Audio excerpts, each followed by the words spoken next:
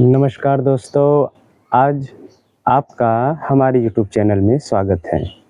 आज इस वीडियो में हम यह देखने वाले हैं कक्षा 12वीं के भौतिक विज्ञान फर्स्ट भाग से सेकंड चैप्टर विद्युत फ्लक्स तथा गॉस का प्रमेय। इसमें चर्चा करेंगे हम गॉस का प्रमेय क्या होता है। गॉस का प्रमेय का स्टेटमेंट जो कथन है वो देखेंगे, साथ साथ इसका डेरिवेशन और इस टॉपिक से संबंधित सभी महत्वपूर्ण बिंदु जो कि एंट्रेंस में कभी कभी पूछे जाते हैं उस पर चर्चा करने वाले हैं। फर्स्ट इसमें देखते हैं गॉस का प्रमेय क्या होता है। गॉस का प्रमेय एक वैज्ञानिक जिनका पूरा नाम है कार्ल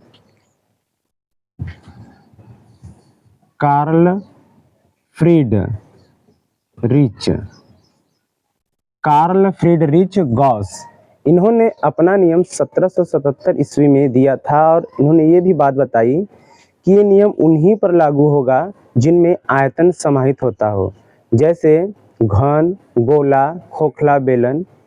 कहने का सेंस यह है कि जिनमें आयतन समाहित होता होगा उन्हीं पर ये नियम अप्लाई होगा, लागू होगा, और ये बंद पृष्ठ पर लागू होता है। देखते हैं यहाँ पे, जैसे यह एक कोई पृष्ठ है, इस पृष्ठ को क्लोज्ड सरफेस है तो इस पृष्ठ को बोला जाएगा बंद पृष्ठ। बंद पृष्ठ को ही कहा जाता है गाउसी पृष्ठ। बंद पृष्ठ को गाउसी पृष्ठ बोला जाता है। इस बंद पृष्ठ के सेंटर पे कोई आवेश उपस्थित है Q। यहाँ से अब तमाम बहुत प्रकार के आवेश Q1 Q2 Qn तक आवेश उपस्थित है। तो इसमें इस कथन में ये बात बताई गई थी, इनका जो स्टेटमेंट था, इस नियम के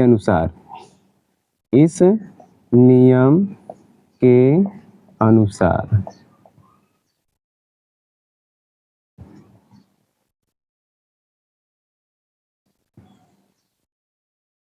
बंद पृष्ठ से निर्गत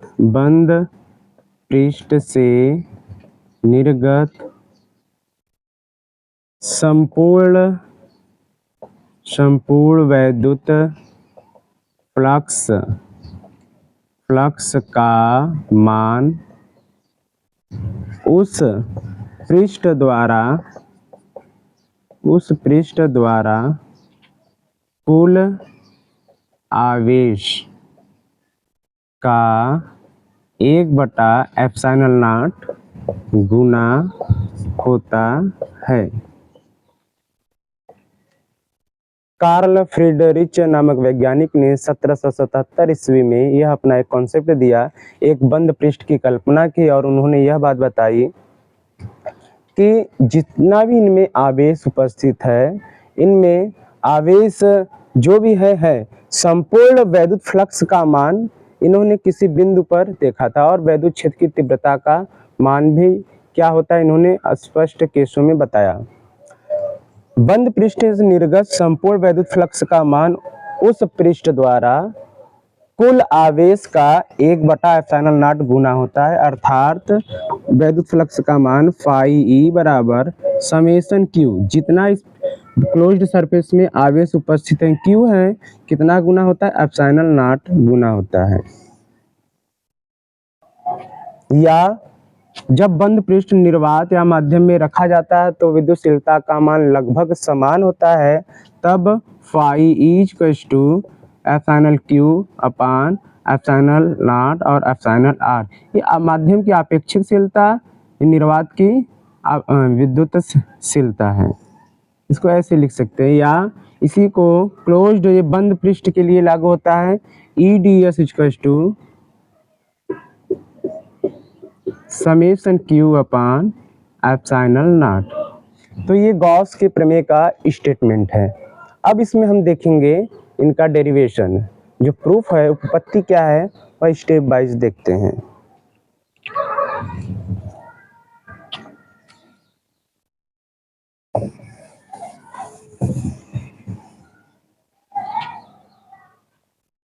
यह एक बंद पृष्ठ है, इस बंद पृष्ठ से यहाँ तक का एक अल्पांश क्षेत्रफल कम से कम क्षेत्रफल के लिए वैद्युत फ्लक्स का मान देख लेंगे, फिर उसके बाद संपूर्ण क्षेत्रफल द्वारा वैद्युत फ्लक्स का मान देखेंगे। यहाँ से यहाँ तक की जो दूरी है वो r है, इनके बीच कोण जो न्यूनतम बनता है घन कोण डी ओमेगा नाम से जानेंगे। एक काल्पनिक बिंदु की कल्पना कर लेंगे, बिंदु यहाँ पे P है। इस बिंदु P पर वैद्युत फ्लक्स का मान क्या होगा? इनको दो घटकों में, ये जो अल्पांश छोटे से क्षेत्रफल का कल्पना किया गया तो उसको बोला जाता है अल्पांश, अल्पांश क्षेत्रफल। अल्पांश क्षेत्रफल को ds नाम से जाने जाता है और क्षेत्रफल सदैव सदिश क्षेत्रफल के लंबवत होता है, इसलिए इनको हम वैद्युत क्षेत्र की इनकी दिशा देखेंगे तो ई डायरेक्शन में इधर होगा और ये क्षैतिज स्थिति में हम सभी थीटा कोण कंसीडर कर लेते हैं तो ये सदिश क्षेत्रफल ds हो जाएगा और इनकी इधर कोण जो होगा क्षैतिज स्थिति में ई ds cos थीटा होगा। डेरिवेशन देखेंगे हम सभी इनका। ये क्षेत्रफल बहुत न्यूनतम है। अल्पांश क्षेत्रफल ds से पारित विद्युत फ्लक्स का जो मान होता है अल्पांश, ये प्रूफ में है, अल्पांश क्षेत्रफल ds से पारित विद्युत फ्लक्स। अल्पांश के लिए कम से कम के लिए, जैसे क्षेत्रफल बहुत अत्यधिक रहता है तो डी परिवर्तन के लिए नहीं लिया जाता है, हम कम के लिए बात करेंगे तो यहाँ पे विद्युत flux D phi equals to हो जाएगा E D S cos theta. ये थीटा आया है, थीटा कोण क्षैतिज स्थिति में और ये दो घटक में विभक्त होगा तो लंबवत घटक जो होगा sine theta ds sine theta का वह आपस में विपरीत दिशा में होंगे, एक इधर होगा और एक इधर ऊर्ध्वाधर की स्थिति में होगा, ये आपस में निरस्त हो जाते हैं। क्षैतिज स्थिति वाला जिधर कोण बनता है उसके साथ cos लिया जाता है, इसलिए cos थीटा हमने लिया है। अब हम देख लेंगे संपूर्ण पृष्ठ द्वारा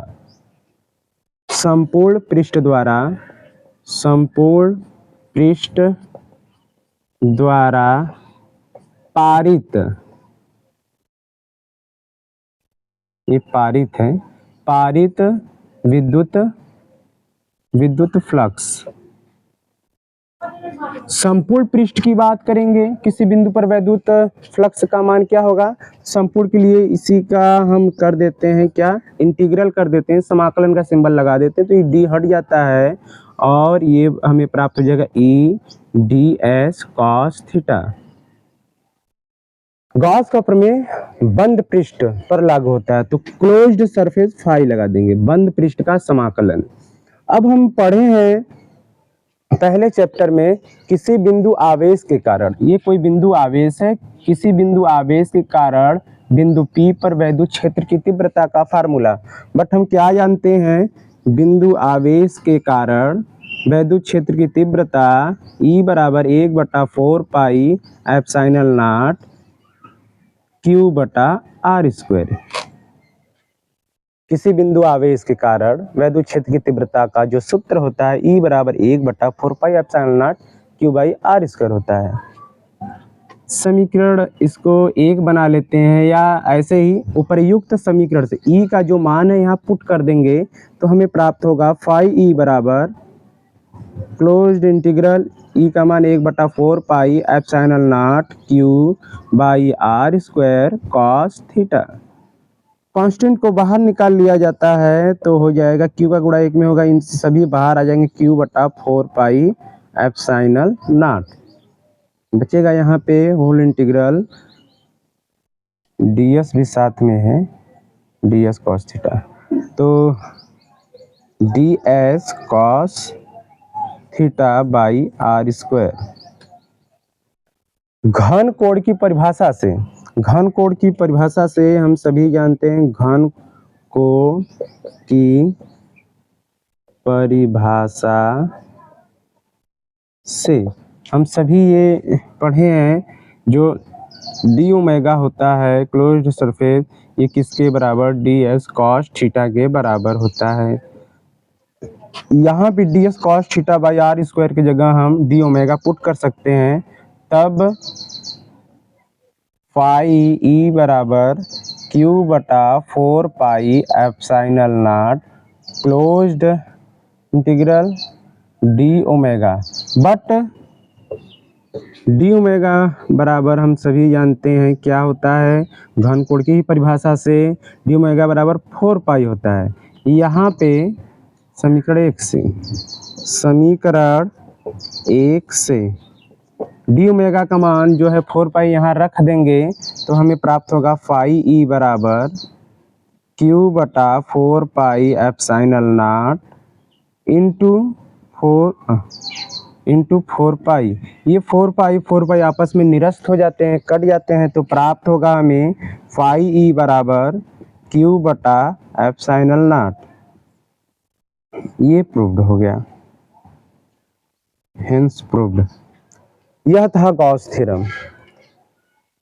इस प्रकार गॉस थ्योरम का जो उपपत्ति था यहाँ तक हुआ। अब इसके बारे में हम चर्चा करेंगे महत्वपूर्ण बिंदु जो इम्पोर्टेंट है, क्या होता है, स्टेप वाइज देखते हैं।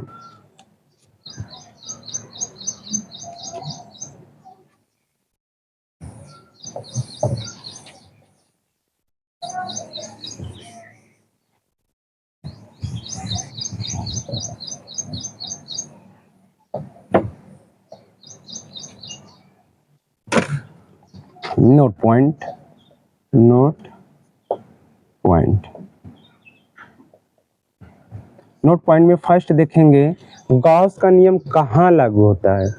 गॉस का नियम उन्हीं जगह लागू होता है जहाँ पे कूलाम के व्युत्क्रम का नियम लागू होता है।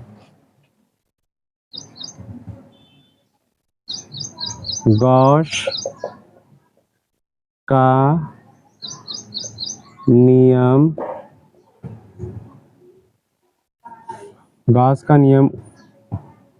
वही लागू होता है जहाँ पर कूलाम के व्युत्क्रम का नियम लागू होता है। पहला पॉइंट ये है। दूसरा पॉइंट, गॉस का नियम किसके किसके बीच संबंध को दर्शाता है। गॉस का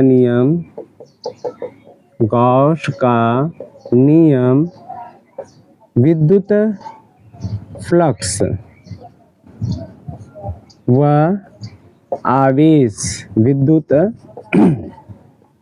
आवेश के मध्य संबंध दर्शाता।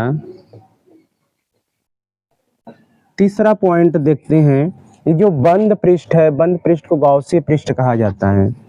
बंद पृष्ठ को क्या कहा जाता है, गॉसीय पृष्ठ कहा जाता है।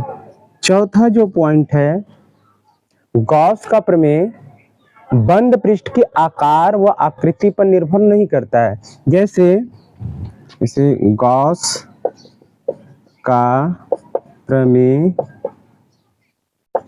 बंद पृष्ठ के आकार व आकृति पर निर्भर नहीं करता है।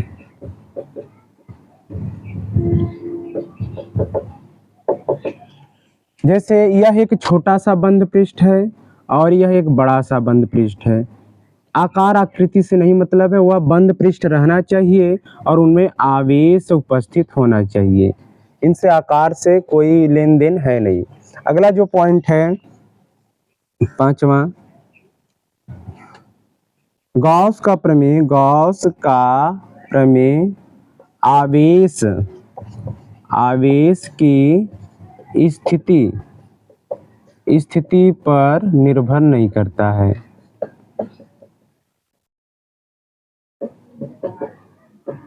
जैसे यही बंद पृष्ठ का कल्पना किया गया है। अब वो बंद पृष्ठ के अंदर एक आवेश यहाँ किनारे पर हो या सेंटर पे हो, उनसे नहीं मतलब है। स्थिति मतलब वो कहाँ पर स्थित है उनसे नहीं मतलब है, लेकिन बंद पृष्ठ के आवेश उपस्थित रहना चाहिए। इसलिए बताया जा रहा है कि गॉस का प्रमेय जो होता है आवेश की स्थिति पर निर्भर नहीं करता है, उपस्थित आवेश रहना चाहिए बंद पृष्ठ के अंदर, वो कहीं पर भी स्थित हो आवेश। अगला जो पॉइंट है, गॉस का प्रमेय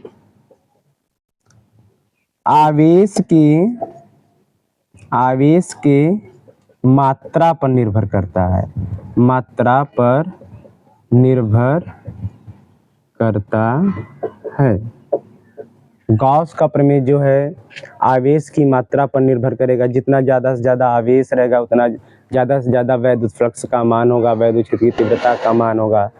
और गॉस का प्रमेय बंद पृष्ठ के लिए लागू होता है। अगला जो पॉइंट है, गॉस का प्रमेय बंद पृष्ठ के लिए लागू होता है।